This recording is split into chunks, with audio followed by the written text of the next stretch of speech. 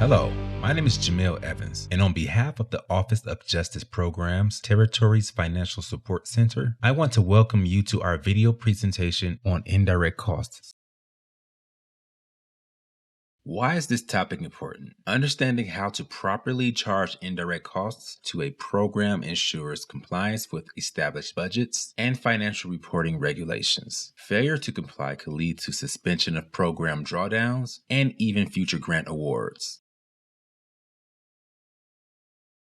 In this video, you will learn the importance of properly calculating indirect costs, the difference between direct costs and indirect costs, how to identify examples of indirect costs, and the basic process for seeking indirect cost rate approval.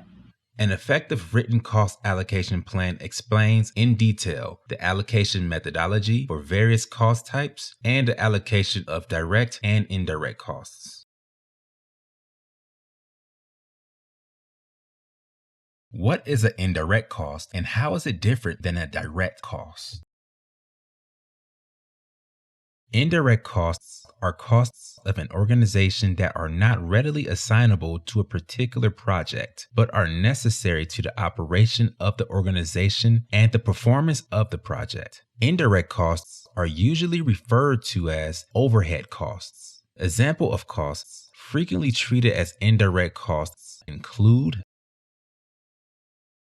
facility or building maintenance, telephone expenses, general supplies, depreciation, rental costs and leases, salaries and benefits of certain employees, for example, those who work benefits the entire organization.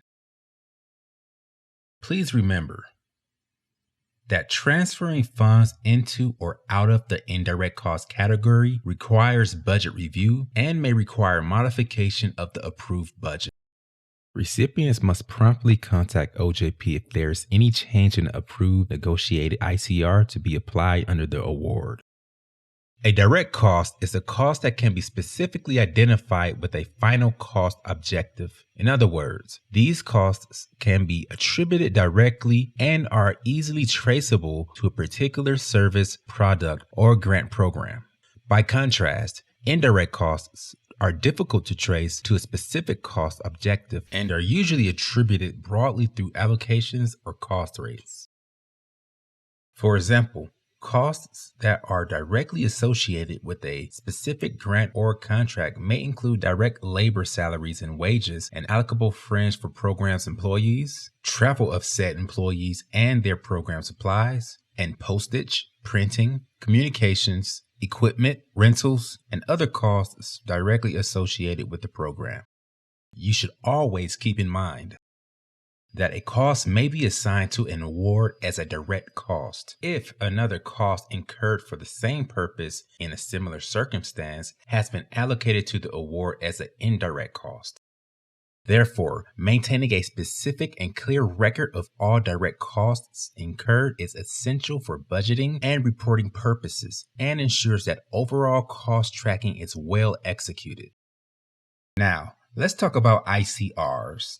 This is the amount written as a percentage a grantee determines must be applied to direct expenditures for the entity to recover the costs associated with administering programs, functions, and activities. Indirect costs are allocated using an ICR. I want to highlight two types of ICRs. Your organization can either use the de minimis ICR or establish a negotiated ICR with your cognizant agency. Whichever ICR is used, it will apply across all federal grant programs that an organization operates. Selecting the best ICR is an important decision that impacts the budget of every federal grant your organization receives.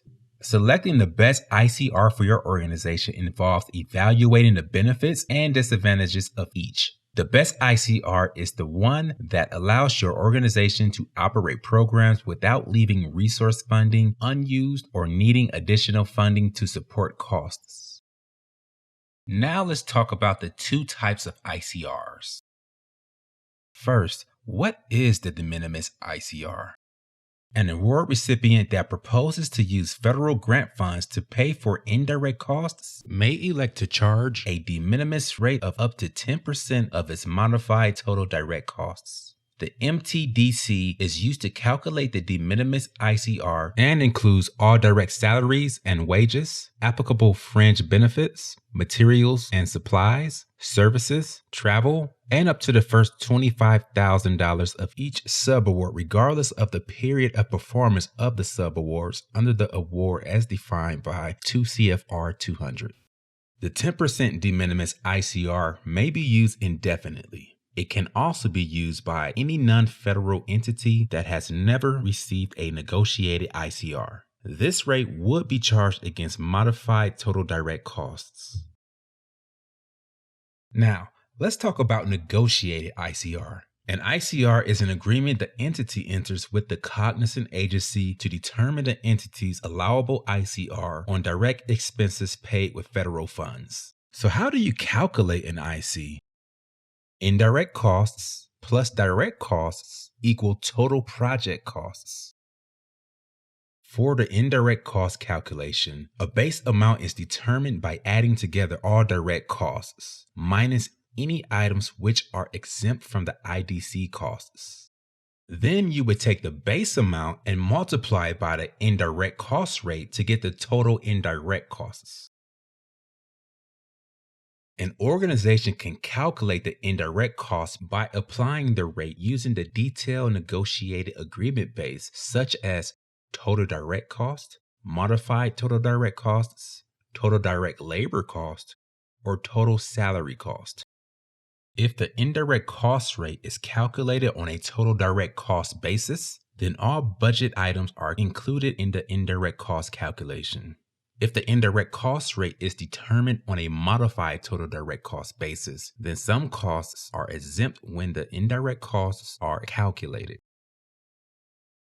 Here are some additional helpful tips and reminders as you work on a negotiated ICR.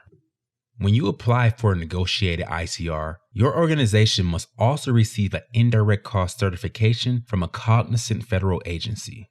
It's also important to know that a negotiated ICR is only applicable during the current fiscal year of the organization. It may be extended for up to 4 years but cannot be renegotiated until its term has expired. These dates are subject to change, so please consult with your grant manager. Any non-federal entity that has a federally negotiated ICR may request a one-time extension of the current negotiated rate for a period of up to 4 years. This extension request is subject to approval from the cognizant agency for indirect costs. If the extension is granted, then the non-federal entity may not request a rate review until the extension period ends. At the end of the extension period, the non-federal entity must reapply to negotiate a new indirect cost rate. Subsequent one-time extensions up to 4 years are permitted if a renegotiation is completed between each extension request. Regardless of what ICR method or allocation plan you choose to apply for, you should be aware of the following. Generally, if an indirect cost proposal is not submitted within 90 days after the award date, indirect costs may be recovered for the period prior to the submission of the proposal. If a federal awarding agency has approved an ICR or allocation plan, then another awarding agency must accept the same ICR or allocation plan, provided that the rate or plan is current and based on allocation methods in accordance with the OMB uniform guidance. There are limited circumstances where a federal agency may deviate from negotiated rates, as discussed in 2 CFR 200.414 Indirect Costs. A non-federal entity that has a federally negotiated ICR, which has expired during the funding period, cannot draw down funds budgeted for indirect costs until a new rate is approved and a copy is submitted to the awarding agency.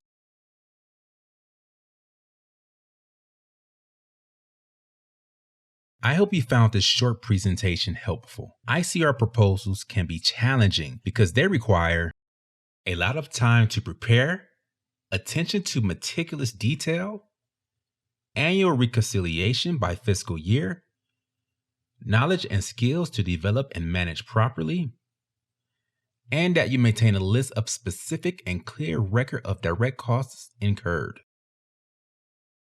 Please let us know if we can be of any support or assistance. We are happy to share our materials on indirect costs, including our direct and indirect cost guide sheet and job aid checklist. For these resources, or if you need technical assistance, please visit our website at www.ojp.gov/TFSC or contact us at ojptfsc@usdoj.gov.